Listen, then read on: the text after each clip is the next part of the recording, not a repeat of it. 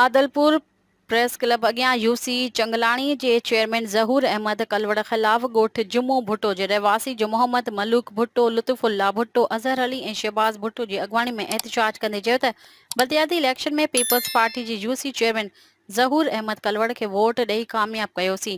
पर चेयरमैन ज़हूर कलवड़ हिन महिल ताईं यूसी चंगलाणी जे ॻोठ जुमो भुट्टो ऐं ॻोठ सूमर टगड़, ॻोठ फतह मोहम्मद टगड़ ऐं ॻोठ मियां मुराद शाह समेत कंहिं बि ॻोठ जे ग़रीबनि जी संभार न लथी वई आहे। उन्हनि जो वधीक चवणु हो त हर महीने ईंदड़ 5 लख रुपया बजट तोड़े जो मच्छर मार जा 10 लख रुपया फंड, सोलर प्लेटूं, सिलाई मशीनूं ऐं ॿिए केतिरा ई यूसी जे नाले ते फंड अचनि था, पर किथे बि 1 टके जो बि ख़र्च न कयो वियो आहे। समूरी रक़म यूसी चेयरमैन हड़प करे थो, जेको ग़रीब अवाम सां ज़ुल्म आहे।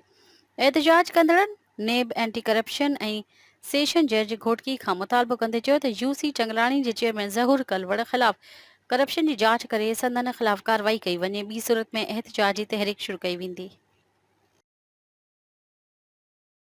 असांजी यूसी चंगलाणी मंझि हितों जो जेको यूसी चेयरमैन आहे माटेली माह वारो सलूक आहे, जेको हिकिड़ो असांजे मथों हिकिड़ो ज़ालिम नाज़िल कयो अथनि ज़हूर कलवड़, जेको महीने जी किस्त 7 लख रुपया उहा बि पेट में हड़प आहे ऐं 10 लख रुपया जेका मच्छर जी स्प्रे आया उहे बि पंहिंजे पेट में नी, ऐं जेका ॿोॾि जेकी बरसाति पई उन में जेको गाह माल जो मिलियो उहो बि हड़प, अटो जेको इमदाद मिलियो उहो बि हड़प, जेका घर ठहण जा पैसा मिलिया उहे बि हड़प। हिन ज़रदारी लीकारनि जो पेट भरबो या लालू खे था।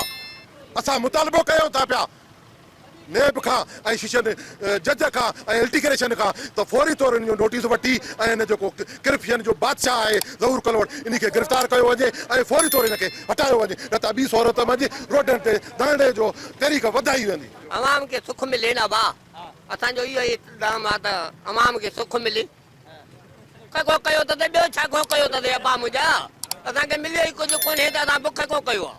हा असांजी तालबात ज़रूर कलवड़ खे हटायो वञे, असांखे एहतजाज मिले, हक़ मिले असांखे